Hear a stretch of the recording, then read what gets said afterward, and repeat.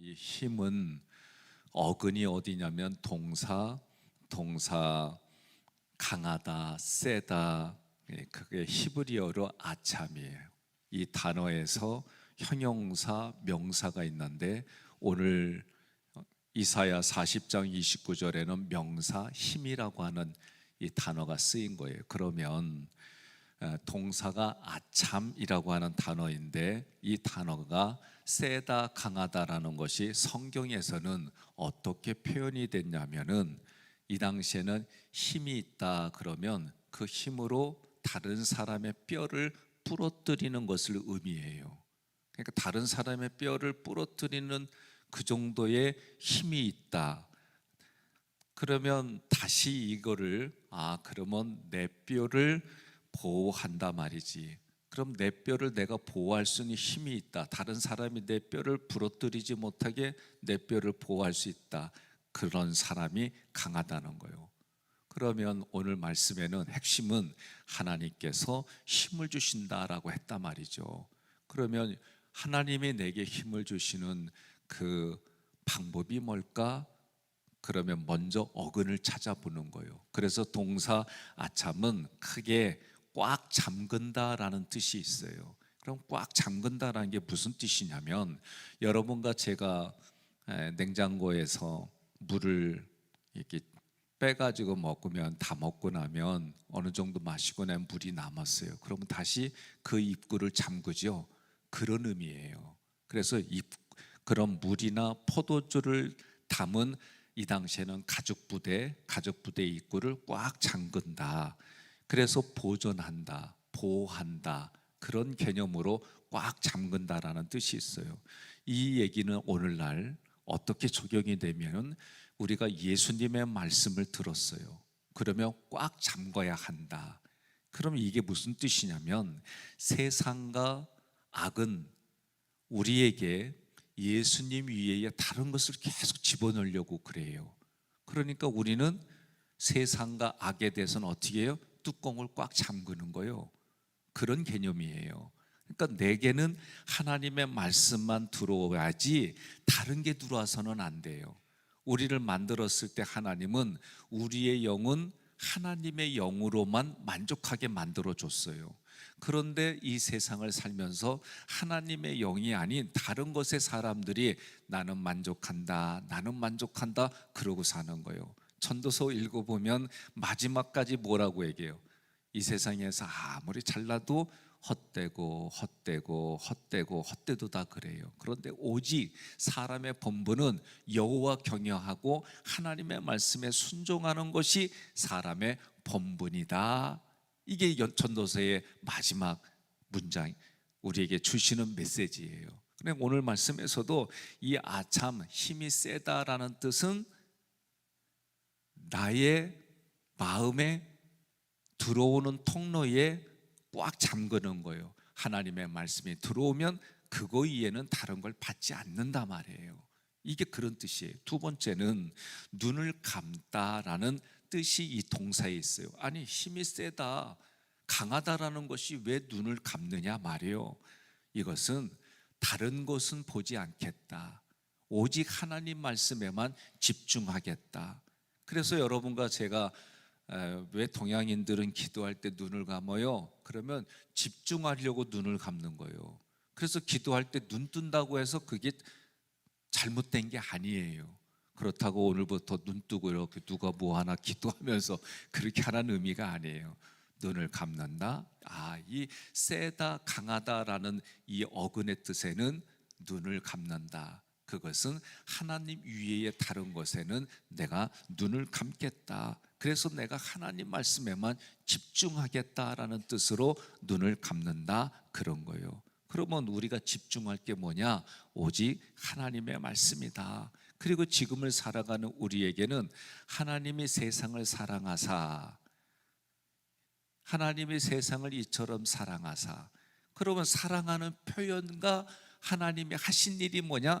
독생자 아들 예수를 이 땅에 보내신 것이 하나님의 사랑이에요. 그럼 이 세상에 보내셨다는 얘기는 나에게, 구체적으로 나에게 보내주셨다 그 얘기요. 그래서 나에게 보내주셔서 여러분과 제가 신분은 어떤 신분이냐? 예수님을 알기 전에는 예수님을 모르니까 그게 악이에요. 성경에서 말하는 건. 그래서 그 악이고 죄에 있기 때문에 우리 죄의 결과는 뭐냐면 사망이요. 그러니 성경이 말하는 육체의 사망도 있지만 두 번째 사망, 우리의 영도 사망 진단서를 받은 거예요. 죽을 수밖에 없는 존재예요. 애시당초 우리 신분은. 그런데 예수님을 보내주셔서 예수님을 믿게 해주셨어요. 그래서 예수님을 믿는 사람들마다 우리 신분이 바뀌었어요. 마귀의 자녀에서 하나님의 자녀로 바뀌어주셨어요. 이게 우리에게는 권세입니다. 그래서 이 권세를 사단과의 싸움에서 이기게 해주시는 거예요. 사단은 지금도 여전히 우리 생각에 들어와요. 우리 마음에 들어와요. 중요한 것은 마음에 들어와도 내가 거기에 동의하지 않으면 되는 거예요. 하나님의 영이나 사단이나 마귀나 귀신이나 우리 생각에 들어와요. 그게 성경이 말하는 여러 가지 구절들을 보면, 왜 가룟 유다의 마음속에 예수를 팔려는 생각을 넣었더니 마귀는 그 말대로 동의하고 예수를 팔았어요. 은30에. 그러니까 여러분과 저도 하나님의 영이나 마귀의 영이 쉽게 내 마음에 들어오지만 내가 거기에 동의하지 아니하고 물리치는 것은 우리 책임이에요. 그런데 우리에게 물리칠 수 있도록 예수님, 성령님을 우리에게 주셨어요. 이게 하나님의 약속이에요. 그러니 오늘 이 단어도 우리가 그 예수님이 나에게 오셨어요. 그러면 예수님이 나에게 온다, 십자가가 나에게 온다, 말씀이 내게 온다, 같은 표현이에요. 예수님이 곧 말씀이에요. 그리고 말씀을 전하는 주의 종들이 말씀을 전할 때마다 그걸 뭘로 얘기하면 씨를 뿌린다라는 표현을 쓴 거예요. 그래서 내가 그 말씀을 받아들여서 그 말씀이 내 마음판에 새겨지고 그 말씀이 내 삶의 기준이 되는 거예요. 중요한 건 내가 동의하면 좋은데 어떤 말씀은 내게 부대껴요. 그래서 성경은 뭐라고 그래요? 교훈과 책망과 바르게 함과 의로 교육하기에 유익하니. 사람은 각자가 살아온 경험이 있어요.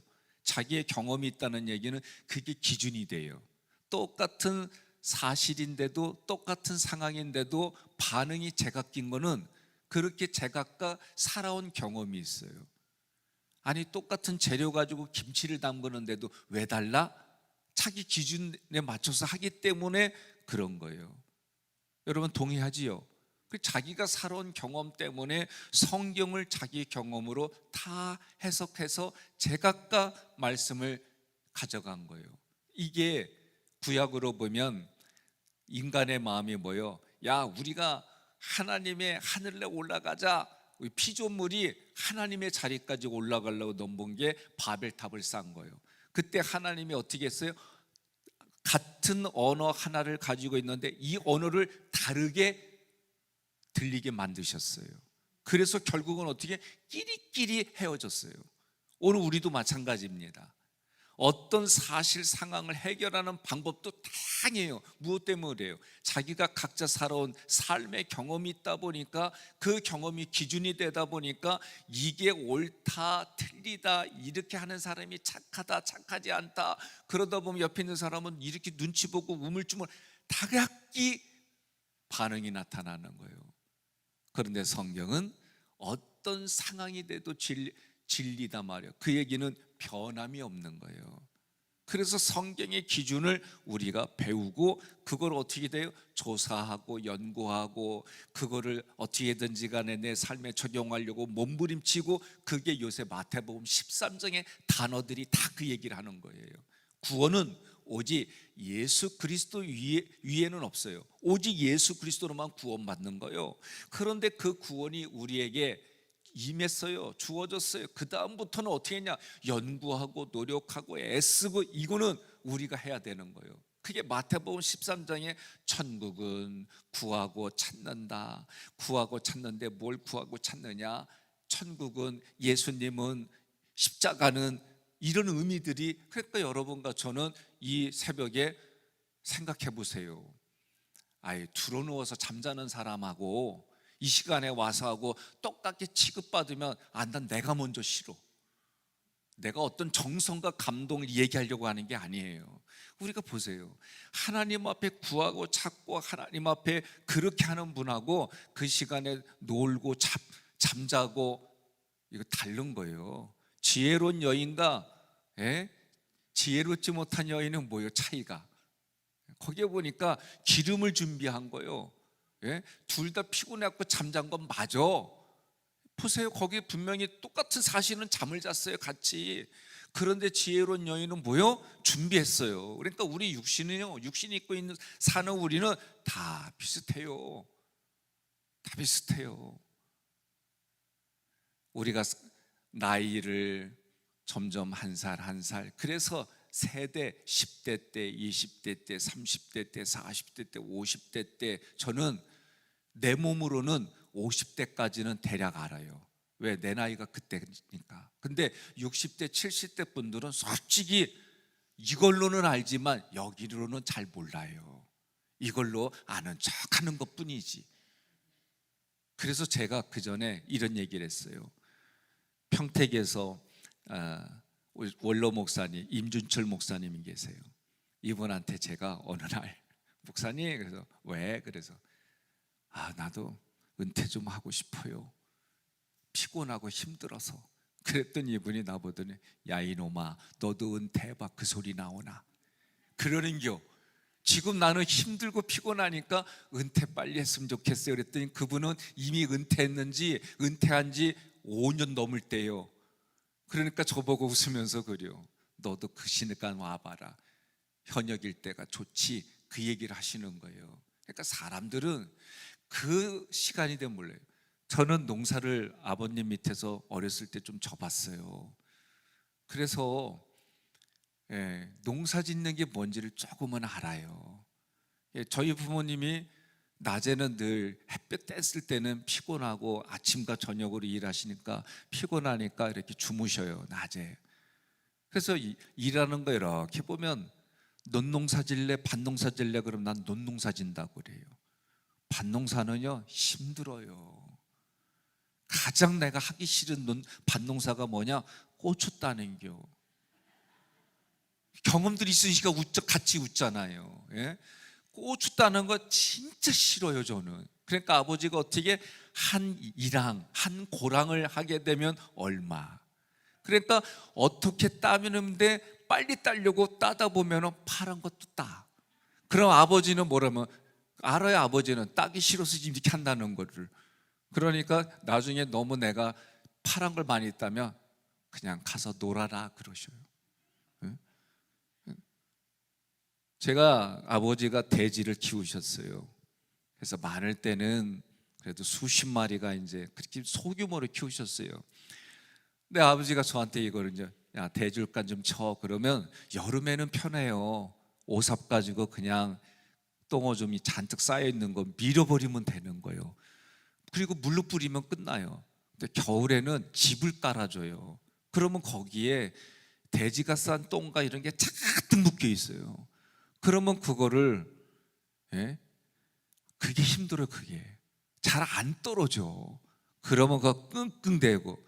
그래서 제가 리아카도 외발 리아카를 그때부터 면허를 따가지고 지금도 잘해요. 외발 리아카를. 근데 돼지들이 제가 이거 청소할 때 기분 좋으면 얘네들이 꿀꿀거리고 주둥이 가지고 저를 막 이렇게 핥기도 하고 막 이래요. 그러면 내가 쓰다듬어 주고 해요. 근데 하기 싫을 때 하면은 돼지 등짝이 뻘건 게 줄이가 있어. 그럼 아버지가 그거 보고 내가 기분 좋은지 나쁜지 아시고 기분 좀 그러면은 한 몇 개 안 쳤어. 아직도 열대 개를 더 쳐야 돼. 그러면 아버지가 돈 얼마 줄게 그러고 가세요. 그러면 또 돈 받는 것 때문에 또 해. 근데 어찌됐든 여러분, 그러니까 우리가 살아가는 그 힘이 내 마음이 기쁘고 즐거울 때 나오는 힘하고 하기 싫을 때 하는 거하고요 똑같아요. 그런데 어떻게 여러분들은 기분 나쁘고 좋아도 밥을 그렇게 아름답게 남편한테 만들어주고 애들한테 만들어주고 교회도 해주고, 그래서 주일날 언제부터 밥을 할까 지금 고민 중이에요. 자, 힘이라고 하는 건 말이에요, 꽉 잠근다, 눈을 감다. 그런데 그 힘이 어디서부터 와요? 우리는 하나님께로부터 온다 말이에요. 예? 나의 도움이 어디서 올고, 산을 바라보니까 그 산에는 뭐가 있어요? 하나님의 성전이 있어요. 거기서부터 힘이 온다 말이에요. 한마디로 힘은 하나님께로부터 우리가 온다 말이에요. 그렇게 고백하는 거예요. 하나님이 우리에게, 하나님이 힘을 주실 뿐만 아니라 사랑한다라고 먼저 표현했는데, 그 사랑의 표현이 나에게 예수님을 보내주시고, 그 예수님이 하신 일이 뭐냐? 십자가에서 죽으셨어요.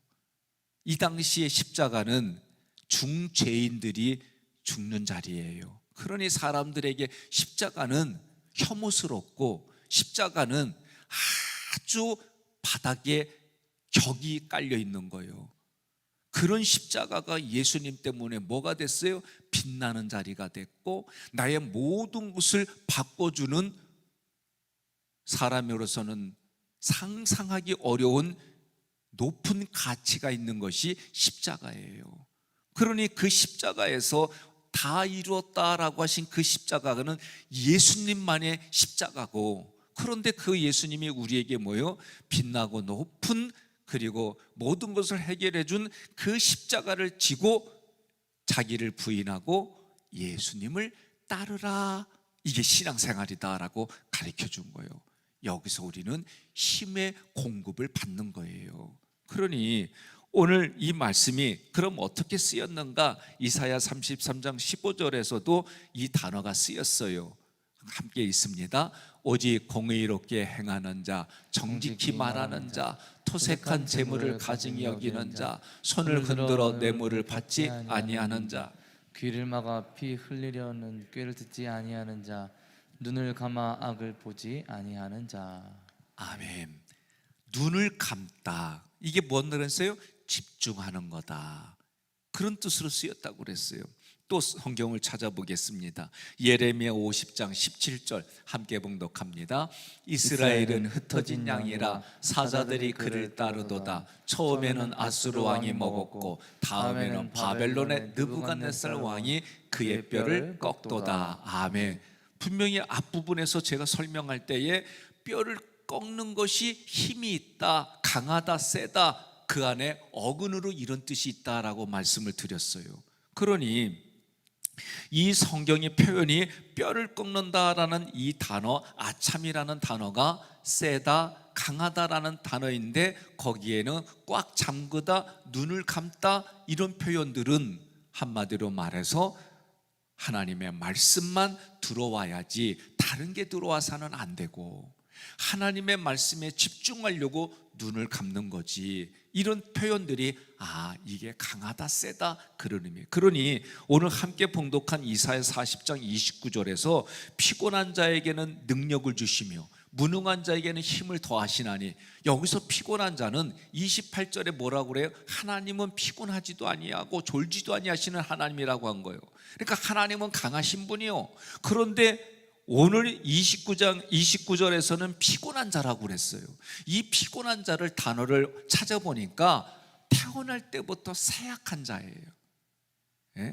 우리의 몸이 쇠약한 자이에요. 그러니 쇠약한 자에게 능력을 주시며라고 할 때, 여기서 능력은 무슨 뜻이냐면 쳐서 부서뜨리는 힘을 말하는 거예요. 아니 생각해 보세요. 쇠약한 자가 태권도 5단이 있는 사람 만나면 깨져요. 이길 수가 없어요. 그런데 하나님이 그런 쇠약한 자에게, 피곤한 자에게 능력을 주시면은 싸워서 이길 수 있는 힘을 주시며, 인간의 이성으로는 이해할 수 없는 힘이 하나님께 있는 거예요. 무능한 자에게는 힘을 더시나니 그랬어요. 무능하다는 얘기는 내가 하나님 앞에 아무것도 아닌 존재입니다, 이 고백을 하는 사람을 말하는 거예요. 생각해 보세요. 도움 받으러 왔어요. 도움 받으러 왔는데 거지가 있다고 합시다. 가정을 합시다. 저한테 도움을 받으러 왔어요. 그래서 목사님 도와주세요. 그런데 도움 받으러 왔는데 내가 가만히 보니까 옷이 명품이요. 옷들이 하나에 1,000만 원이 넘는 명품을 입고 왔어. 그래서 내가 이상하다 싶어가지고 주차장에 이 사람이 뭐 타고 왔나 봤더니 우리나라 차에 좋은 차, 에쿠스, 현대차의 최고 높은 차를 그 차를 타고 왔어요. 그러면 여러분 도와주고 싶어요? 안 도와주고 싶어요? 나 같으면 안 도와줘. 그리고 도움받으러 왔어요, 저한테. 근데 도와달라는데 어이 백목사 나 좀 이렇게 좀 도와줘봐. 이런 사람을 도와주겠어요? 아니면 나 지금 목사님이 도와주지 않으면 죽어요, 이런 사람 도와주겠어요? 예? 아니 후자지요.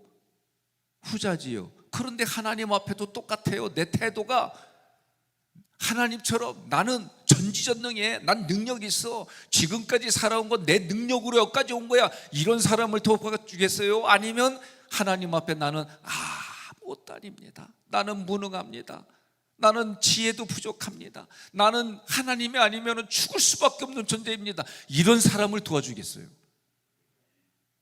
여러분 성경이 표현하는 거예요. 쉽게 말하면 하나님의 말씀을 줬어요. 태도에 따라서 여러분 달라진 것을 보셔야 돼요. 그런데 많은 사람들이 이 태도에 문제가 너무 많아. 그래서 성경은 뭐라고 그래요? 사랑은 무례히 행하지 아니하며. 그런데 너무 무례한 일들이 오늘날 시대의 트렌드가 뭔지 아세요? 무례함이에요, 무례함. 어제 오전 예배에 김낙경 목사님 필리핀에서 있다 지금 4년인가 돼서 들어오셨어요. 그래서 저하고 대화를 나누는데 이분은 몇 년 만에 오셨잖아요. 그리고 전철도 타고 이렇게 왔다 갔다 하고 이러는데 저하고 대화 나누다가 비슷한 공감의 언어를 얘기를 했어요. 뭐냐, 우리 나 한국에 왔더니 택시기사를 타던 카페를 갔던 이런저기를 하는데 말의 내용 소리는 부드러운 소리를 하는데 얼굴부터 몸의 태도는 너무 무례하대. 자기가 이거를 뭘 가도 이걸 느끼겠더라는 거예요. 그러니까 저도 그 얘기를 하는데 지금의 이 시대는 무례해요. 무례해도 너무 무례해. 옆에 분에 인사합시다. 나는 안 그래요. 사랑은 무례하지 아니하며. 여러분 우리가 시대를 봐야 돼요. 시대의 흐름들이 보면 우리가 어제 이 목사님들 얘기가 우리나라가 너무 잘 산대. 외국 나가면은요 우리나라가 잘 산다는 걸 많이 경험해요. 하나님이 후 불어버리면 아무것도 아니에요. 오늘 우리가 이 말씀 한 구절에 전체적인 문맥은 또 다르지만 오늘 이 새벽에 하나님 앞에 내 태도가 어때야 되느냐? 나는 무능합니다. 나는 지혜롭지 못합니다. 오직 하나님의 처분만이 나를 살려주시고 나를 이끌어가 주십니다. 그런데 하나님 뭐예요? 내가 너를 살려주리라. 내가 너와 함께하리라. 나는 너의 하나님이라. 내게 너의 피난처이니라. 두려워하지 말라. 염려하지 말라. 그 하나님의 음성을 오늘 여러분 다시 기억하고 그 말씀이 내 눈으로 보이고 귀로 들리고 가슴에 담아서 오늘 하루도 하나님의 은혜로 시작합니다. 성경의 말씀처럼 이 새벽에 너를 도와주시라 하시는 하나님의 말씀 붙들고 오늘 나는 무능한 존재요, 나는 피곤한 존재인데 하나님이 나에게 힘을 주시며 하나님이 내게 능력을 주시는 오늘 하루의 시작이 되시기를 주님의 이름으로 축복합니다.